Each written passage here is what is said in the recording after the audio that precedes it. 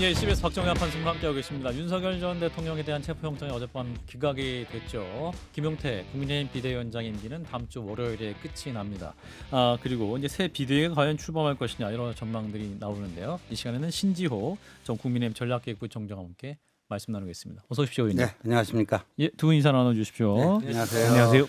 자, 일단 어제 밤에 이제 특검이 청구한 윤 전 대통령에 대한 체포영장 기각이 됐고, 그래서 이제 이번 주 토요일 28일 오전 10시에 이제 출석하겠다라는 입장을 밝혔지만 비공개를 해달라 이렇게 입장이 정리된 것 같습니다. 근데 너무 이게 본질보다는 예. 형식적인 거 가지고 비본질적인 거 가지고 좀 신경전을 벌이는 게 예. 국민 일반 눈높이에는 좀 안 맞다 이런 생각이 듭니다. 그리고 이게 이제 역대 관례가 다 있지 않겠습니까? 예. 전직 대통령들이 음. 거쳐온 관례가 있기 때문에 예. 그거에 따라서 하면 될 것 같은데 음. 예, 불필요한 좀 신경전을 벌이면은 국민들이 다 보는 눈이 있을 거예요. 불필요한 신경전을 그러면 윤 전 대통령 측이 벌이고 있는 건가요? 약간 뭐 그렇게도 보이고요. 예. 뭐 그냥 전직 대통령들 소환될 때 다 검찰 포토라인에 다 섰던 것 같거든요. 예. 그 한마디씩 다 했고요. 음. 예. 근데 그거를 굳이 망신 주기용 뭐 이렇게까지 할 필요가 있나 하는 생각이 듭니다. 본인도 이제 당당하게 임하겠다 이 입장이기 때문에 네. 그냥 당당하게 임하고 네, 출석도 그렇죠. 하고 또 이제 바다의 수사가 굉장히 많이 있을 가능성이 높기 때문에 그렇죠. 이게 본질이 아니잖아요. 예. 이게 지연 말단적인 건데. 예.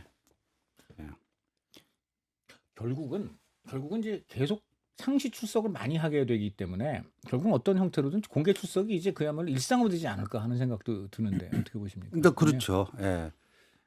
그리고 물론 이제 그 문재인 정권 때 뭐 검찰 개혁해갖고 인권 보호 차원에서 포토라인 안 세우겠다 그런 거는 있었지만 예. 굳이 뭐 윤석열 전 대통령이 그걸 음. 여기다 갖다 붙일 필요는 없을 거다라는 생각이 들고 이제 특검이 그렇습니다. 이제 좀 더 당당한 자세로 수사에 임해줬으면 하는 그냥 마음입니다. 떼쓰는 것 같아요. 실제 재판 받을 때도 중앙지법에서 내란 혐의로 재판을 받을 때도 처음에는 몇 번을 지하 주차장으로 가고 공개가 안 됐었잖아요. 네. 그때 언론에도 왜 공개 않고 가냐, 왜 몰래 가냐 막 했지만 나중에 지하 주차장 안 하고 포토라인을 거쳐서 와도 별말 없었어요. 대답을 하지 않아요. 그거는 저는 뭐 어쨌든 윤석열 전 대통령의 권리라고 생각해요. 말하고 싶으면 하고 안 하면 안 하죠. 나중에는 재판 때마다 앞으로 가지만 뉴스도 안 나옵니다. 어차피 말 않고 가니까. 뉴스 나온 건 딱 하나예요. 저기 좀 비켜주세요. 우리 지지자 좀 보게. 네. 사실 별로 중요한 문제 아니에요. 그냥 당연히 그러면 단신으로 나오죠. 이재명 그 대통령이 그 의원 시절에 재판 갈 때마다 매번 바로 그 화면 나오잖아요. 지금 거의 외울 정도에 꼭 두 명 달라붙고 아무 말 안 하고 들어가고 정말 그 옛날 거 그냥 다시 들어도 될 것 같은 그리고 계속되지 않습니까? 네. 예. 뭐 다시 또 입장이 나온 게 있는데 그러니까 28일 10시까지 무조건 간다. 서울 공검에 간다. 근데 주차장 문을 열어주지 않으면 지하 주차장 문을 안 열어주면 돌아갈지 기다릴지 아니면 지상으로 갈지는 정해지지 않았다. 다시 입장이 나왔다는 보도를 전해드립니다. 요 한 가지 가상적인 건데 나중에 김건희 여사가 네. 조사를 받게 될 때 김건희 여사의 경우도 역시 이제 그 공개냐 비공개냐 논란이 있을 것 같은데 그건 아이고 어떻게 뭐 보세요? 마찬가지로 해야 되겠죠. 그렇게 되겠죠. 네. 예. 자, 국민의힘 현안으로 바로 좀 들어가 보겠습니다. 이제 김용태 비대위원장 임기가 월요일에 종료가 됩니다. 다음 주 월요일 30일. 그렇다면 송원석 원내대표가 이제 어떻게 향후 비대위 체제로 갈 것이냐, 아니면 전당대회 일정을 빨리 정해서 전당대회 분위기로 갈 것이냐, 어떻게 해야 한다고 보십니까? 예, 뭐 전당대회 분위기로 빨리 가야 될 텐데, 네. 근데 그것도 뭐 좀 말미가 있잖아요. 뭐 한 달에서 두 달 사이. 예. 근데 그 동안에 그러면 저 원내대표 송원석 원내대표가 비대위원장까지 아마 겸직을 하지 않을까 이렇게 보여주는데 여기서 그 전대가 끝나기까지의 그 과도기 동안 제일 그 쟁점이 될 만한 게 혁신위라는 생각이 들거든요. 예, 송원석 원내대표도 이제 혁신위를 얘기를 하긴 했습니다만. 근데 저는 혁신위는 필요가 없다라고 봐요. 그렇죠. 왜냐하면 혁신위는요. 예. 혁신안을 만드는 게 혁신위입니다. 혁신안을 만드는 게 혁신이고 결정하는 거는요. 예. 지금 체제에서는 비대위에서 해야 되는 거예요. 근데 혁신안을 만들 필요가 있는가? 다 답이 나와 있거든요. 예. 6월 3일 대선 끝나고 4일, 5일 양일을 거쳐서 여러 기관에서 이른바 사후 조사라는 걸 했습니다. 네. 근데 거기서 나온 결론 보면은 다 일맥상통해요. 비상계엄에 대해서는 석고대죄해야 되고 탄핵 반대했던 거에 대해서도 그 잘못을 인정해야 되고 부정선거 음모론, 뭐 정광운동 극단 세력과 절연해야 되고 윤석열 전 대통령 부부하고도 완전히 단순히 그 연락 두절이 아니라 노선상의 단절을 해야 되고 예. 뭐 이런 것들이 다 나와 있어요. 그 김용태 비대위원장이 제시한 5가지는 5대 혁신안. 그런 거에 비하면 아주 최소한의 조건에 불과하죠.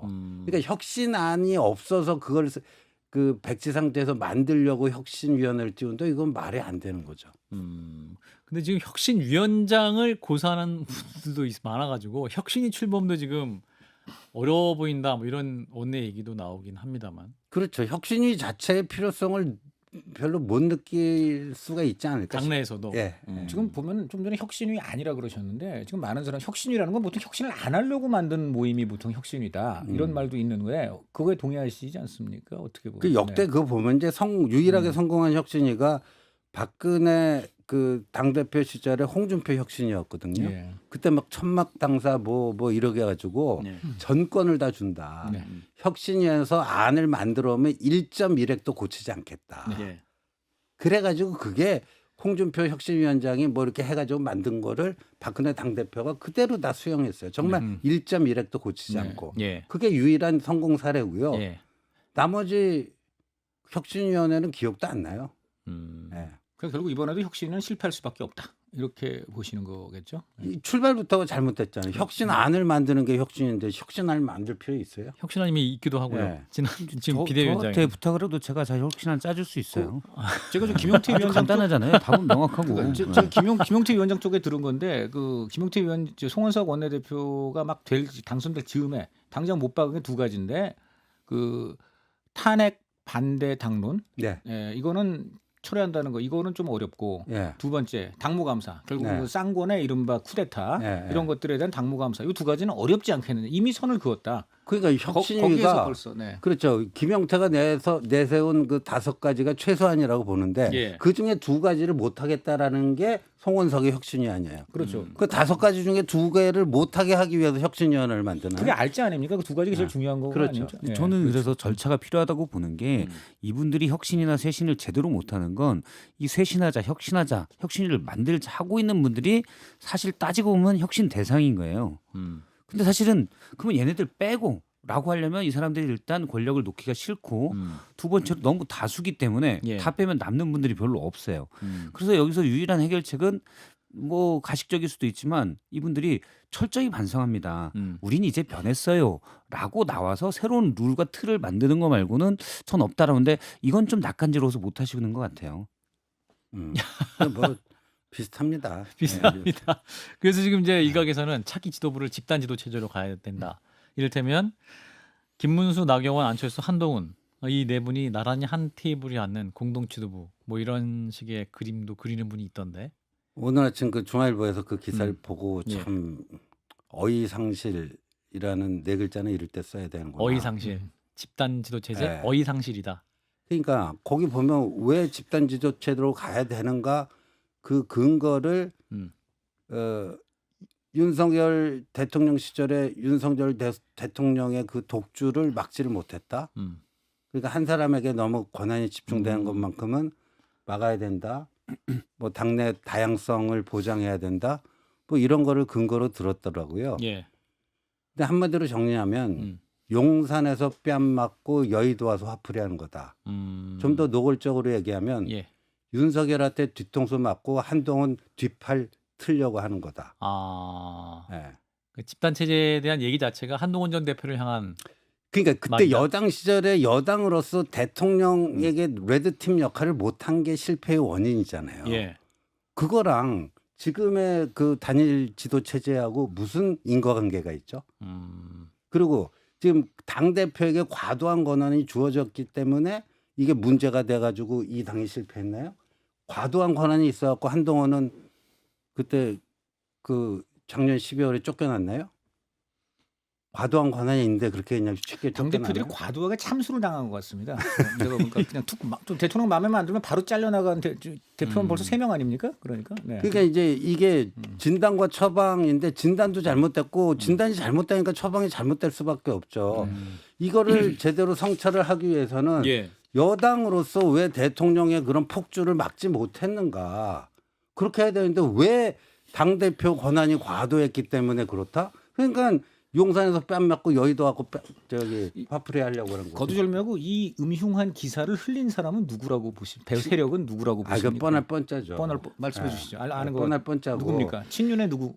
근데 이제 이게 이렇게 되지 않겠습니까? 저는 이제 그 이른바 친윤이라고 하는 분들이 윤석열 대통령이 이제 파면되고 나서는 좀비가 됐는데 예. 이 당의 지금 현실이 그 좀비가 이 당의 주류임이 확인이 됐어요. 네. 좀비. 네, 좀비가 주인이에요. 아하. 주류고 예. 그 원내대표 선거를 통해서 확인이 됐고 근데 그분들이 또 이제는 자기들 내부의 약점이 뭐냐면 당 대표로 내세울 만한 인물이 없어요. 예. 인물이 친윤 없어요. 그룹들이 그렇죠. 아. 예. 뭐 한동훈은 당연히 한동훈에 대해서는 경기 반응 일으키고 김문수도 신뢰가 안 가고 아. 안철수도 맞듣지 않고 예. 그러니까 어떻게 해요? 집단 지도 체제로 해놓으면은 아하. 그나마 자기들이 뭐 좀 역할을 할 수 있는 공간이 생긴다. 기득권을 유지할 수 있는 뭔가 공간이 그렇죠. 있다. 아. 뭐 그런 거 아닌가. 근데 과거에 저희 당이 그 집단 지도 체제를 많이 했거든요. 예. 그때 별명이 뭔지 아세요? 봉숭아학당이었어요. 아, 봉숭아학당 가는 길이다. 예, 그러면 봉숭아학당. 아하. 봉숭아학당을 넘어서 콩가루 집안 되는 거예요? 예, 봉숭아학당 콩가루 집안. 네. 예. 그럼 이제 전당대회가 이제 조만간 있을 경우에 한동훈 전 대표의 행보는 어떻게 될 것이냐 이 부분인데. 근데 뭐 정해진 건 아직 그러니까 뭐 없고. 송원석 원내대표가 아직 예. 구체적인 스케줄이나 뭐 어떤 계획을 말씀한 예, 것도 그러니까 한동훈 아니고. 전 대표가 뭐 전당대회 출마 여부는 정해진 건 아직 없고, 근데 좀 최근에 시간이 갈수록 좀 신중론이 좀 신중론. 조금 더 그 강해지고 있는 것 같습니다. 왜 그렇습니까? 그러니까 이 매번 등장해서 매번 역할을 할 수는 없잖아요. 그러면 이 당 대표 되면은 요번에 의미 있는 역할을 해야 돼요. 근데 과연 그렇게 그게 이제 주체적인 역량이 있고 객관적인 환경이 있고 그런데 이 객관적인 환경을 보면은 지금 이재명 정권 1년 차 이른바 윤석열 기저효과가 가장 그 극대화되는 시기고 예. 플러스 3대 특검의 회오리가 몰아칠 것이고 네.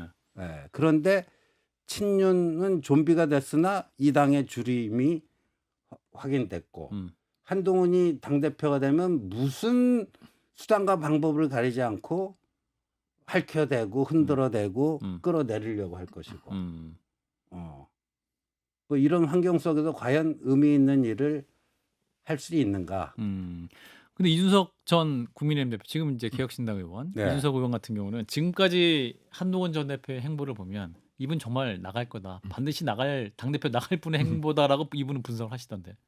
근데 뭐 거기다 플러스 나가면 100% 된다 그러더라고요. 예, 그 나가면 또 이긴다가 확신한다. 저도 나가면 될 수는 있다고 봐요.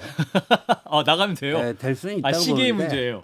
오. 네, 그러니까 이번에 뭐 8월 전대도 나가면 될 수는 있다라고 봐요. 근데 된 이유가 아까 말씀드린 그 의미 있는 일을 할 수 있는 환경이 과연 되겠는가. 아하. 그럼에도 불구하고 아까 뭐 여러 가지 상황과 환경이 당분간 어려울 것이다. 뭐 100번 맞는 말씀인데 어차피 대선에 패배한 야당이 그 정권 이제 그 상대방 정권 1년 차에 어려운 거는 뭐 사실 대등소이한 것이고 그러나 정말 중요한 지점이 있지 않습니까? 내년 지방선거 있지 않습니까? 어쨌든 간에 정말 향후에 국민의힘의 진정한 리더십을 보이고 국민의힘의 대권 주자로 이제 확실하게 확인을 받으려면 이렇게 어려운 환경에서 당을 이끌고 지방선거에서 나름 의미 있는 결과를 내는 거. 이건 또 굉장히 중요한 대목이거든요. 그런 부분에 대해서 한동훈 전 대표가 한번 생각해 볼 필요는 있지 그게 않나 제일 싶어요. 이제 고민되는 그 대목이고 지방선거가 굉장히 지금 저희 당이 힘들 것 같아요. 내년에? 네, 내년에 쉽지 않아 보이는데 그런데 거기서 아유 나는 모르겠다고 뒷전으로 빠져 있는 게 과연 책임 있는 정치인의 자세냐 그게 제일 고민되는 그걸 질문하는 대목이고. 겁니다. 그래서 나가셔야 되는 거 아니냐는 얘기가 많은 거죠. 그것 네. 때문에 근데 또 나가야 되는가는 조금 별개의 문제고. 근데 안 나가고 또 지방선거 때 그 기여할 수 있는 방안은 있을 거라고 봐요. 저는 뭐 예를 들어 그때 정말 한동훈이라고 하는 인물이 있어야지 좀 선거가 될 만하다. 심지어 친윤들조차도 그걸 좀 인정한다면은 뭐 선대위원장이 돼서 지방선거 뛸 수도 있는 거고요. 아니면 뭐 보궐선거 얘기도 나오고 하던데. 이게 너무 개항을 네. 가정에 입각해갖고 지금 너무 앞서 나가는 얘기는 제가 좀 하기가 좀 쉽지가 않을 것 같고요. 최근에 한동훈 전 대표가 이제 여러 외부인들을 만나서 얘기를 좀 듣는 것 같아요. 최근에 네. 두 명이 같이 식사를 하면서 여러 이런저런 얘기를 했는데 당대표 출마 의사에 대해서 그러니까 같이 있는 자리에서 얘기를 한 건데 한 명은 안 나가는군 하고 해서 그랬고 한 명은 나가는군 하고 해서 그랬다고 그러더라고요. 그러니까 세 명이 만났는데 뭐 더 있을 수는 있겠지만 A와 일단 제가 B가 알기로는 두 다른 명이 해석을 했다. 예, 다른 해석을 하는 건데 저도 듣기로는 최근에 안 나가는 쪽으로 말씀하신 특히 특검 정국에서 뭘 할 수 있겠느냐라는 게 큰 걸로 알고 있는데 한동훈 전 대표의 본능이 일단 뛰쳐나가는 본능이 좀 있기 때문에 막상 이제 전당대회가 되면 어떻게 될지 모르겠어요. 대표 근데 본인은 원할 수 있는데 이제 이게 너무 사실 또 앞서 말한 대로 무기력하게 빠져 있는 그러니까 논리적으로 생각하면 안 나가는 게 맞지만 예. 말씀하신 대로 무기력하게 빠져 있는 것 자체를 받아들이기 힘든 음. 그런 것들이 또 행동을 직접 움직이게 하는 요소가 되기 때문에 막상 뭐 후보 등록을 하고 그럴 때는 나갈 수도 있을 것 같은데 저도 제 개인적인 생각은 안 나가는 게 맞다라고 봅니다. 이제 김문수 전 후보죠. 네. 이분에 대해서 이제 정서국 의원이 친윤 주류 쪽에서 지금 김문수 후보에 대해서 탐탁하게 생각 안 하는 기류가 있는 것 같다. 이렇게 또 네. 진짜 인터뷰도 했고, 일각에서는 또 김문수 후보가 내년 지방선거에 경북지사에 대한 꿈도 꾸고 있다라는 취재도 있습니다. 우리 의원님도 혹시 아시는 바가 있습니까? 뭐 그건 잘 모르겠고 대구시장 되겠다는 분들은 무지무지 많다. 대구시장에 출사표를 던질 예정인 분 엄청 많다. 뭐 현역 의원만 벌써 뭐 5명이 한 그래요? 오르고. 지금 경북도 지금 들썩들썩해요. 경북도 그 지사? 이철우 지사가 내년에는 또 다시 출마하지 않을 가능성이 지금 좀 점쳐지고 있다는 얘기가 많아서 예, 그렇습니다. 그렇군요. 그래서 지금 하는데 그러면 김문수 후보 행보에 대해서는 글쎄요, 김문수 전 후보의 경우에는 그 뭐 나올지 말지 전당대에 네. 나올지 말지는 제가 뭐 논할 문제는 아니라고 보고요. 예.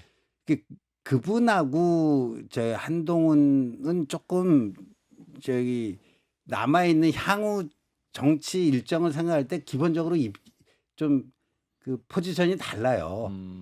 이제 김문수 전 장관님은 나이도 꽉 차시고 예. 예, 5년 후를 또 그분이 갖고 있는 스펙트럼이 그나마 통할 수 있는 그 유통 시효라고 그럴까요? 그것도 예. 얼마 안 남아 있고. 예. 그러니까 그분은 굉장히 좀 서둘러야 됩니다. 근데 저는 친윤들이라고 이제 앞으로 그 카테고리를 하기도 어려운 것 같아요. 어차피 윤석열 전 대통령 이제 뭐 수사받게 돼 있고 대통령직 이런 지가 오래고 예. 결국은 제가 이렇게 보면 이분들은 그냥 기득권자들인데 그 반한으로 그러니까 오로지 제가 보니까 한동훈이 뭔가 이렇게 나타나면 안 돼. 그러니까 오로지 한동훈이 안 된다는 걸로만 결집되는 집단 같아요. 친윤도 없어지고 그렇죠. 오히려 반한만 네, 존재하는 반한으로 지금 이제 결집된 것 국민이다. 같은데 이러다 보니까 네. 지금 말한 대로 이게 이번 전당대회 향배가 한동훈 전 대표가 어떤 지금 스탠스를 취하느냐에 따라서 이 이른바 반한 친윤 세력이 예. 이제 그 아까 말한 대로 탐탁치 않던 김문수 전 후보조차도 모셔올 수도 있고 뭐 그런 거 아니냐 이렇게 지금 돼가고 있거든요.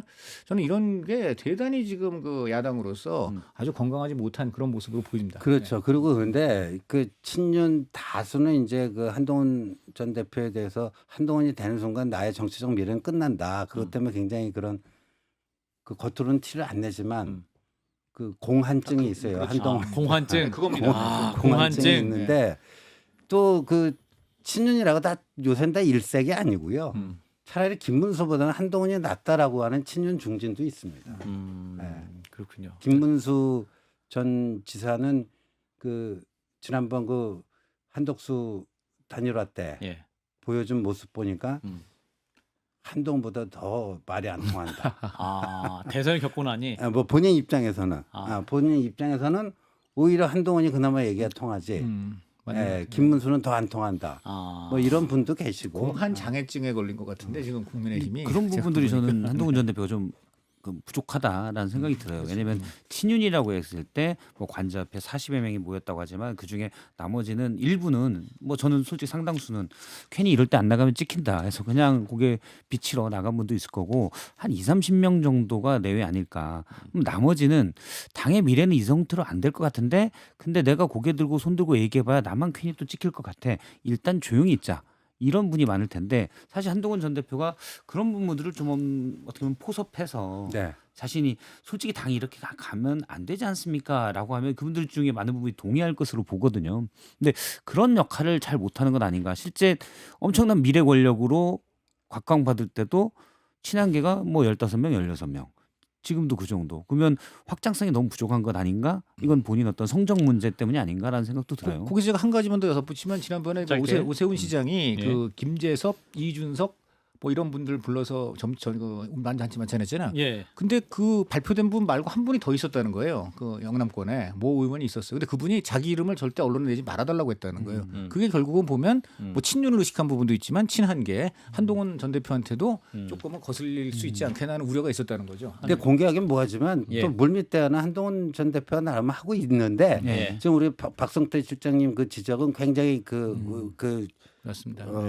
좀 중하게 받아들이겠습니다. 그런 또 포용력과 정치력이 있어야 됩니다. 지금 15명 설이 계속 나오고 있어요. 15 15명에서 동결돼 있다. 15 친한 15명, 그룹이? 예, 친한 계가. 근데 친한 의원이 20명, 20명. 이제 벌써 늘어났네요. 네. 한 2분, 정확한 넘버링이 한 2분 나왔는데요. 됐습니다. 자, 김민수 총리 후보자 인사청문회 이제 끝이 났고 예. 이 각에서 이제 뭐 여러 논란 얘기는 저희가 많이 했기 때문에 이제 국민의힘의 어떤 야당으로서 어떤 후보자 검증의 어떤 선거 질문이랄까 좀 약간 좀 부족했지 않았냐 뭐 이런 네. 또 자성 혹은 비판도 있습니다. 그건 뭐 저도 인정하고 주진우 의원 빼고는 예. 뭐 존재감 자체 선거 질문은커녕 예. 뭐 존재감 자체를 보여주질 못했다. 뭐 음. 이건데 근데 그러니까 민주당이 이걸 밀어붙일 수는 있어요. 예. 의석수도 있고 그러니까. 근데 저는 조금 길게 보면 이게 부메랑이 될 걸요. 근데 오늘 그 MBS 조사 나온 거 보면 이재명 대통령에 대한 긍정 평가보다도 김민석 후보자에 대한 인사 그게 확 많이 낮잖아요. 많이 낮아요. 그러니까 그리고 이거는 예. 인사청문회는 김대중 정치의 긍정적 유산입니다. 여기다 침을 뱉어버렸어요 이번에. 아하. 예, 김민석 후보자가 김대중 대통령이 어렵사리 만든 이 인사청문회 제도를 산무해요. 증인도 없죠. 자료도 안 내죠. 사과도 안 하죠. 그 침을 뱉어. 맞습니다. 김대중 대통령은 당시 송자 그리고 장상 이런 그 총리 후보 청문회에서 지적을 받으니까 다 본인들이 낙마시켰어요. 예. 네, 그런 김대중 정신을 좀 이재명 대통령도 좀 본받았으면 어떨까 하는 생각이 들어요. 예. 마지막으로 한 30초. 그 오늘 이재명 대통령 첫 시정 연설 네. 있었는데 한 평가 짧게 해주시면 어떠셨어요? 뭐그 추경안 통과시켜달라고 하는 민생 그런 거니까요. 예. 뭐 대체적으로 무난했다 이렇게 봅니다. 알겠습니다. 오늘 굉장히 여러 가지로 말씀 많이 아끼셔서 다음에는 말씀 좀 덜 아끼시길 네. 바라면서 그 기사 누가 흘렸나? 떠나 꺼져 그것만 안 돼. 일단 여기까지 말씀 듣겠습니다. 신지호 전 의원이었습니다. 고맙습니다. 네, 고맙습니다.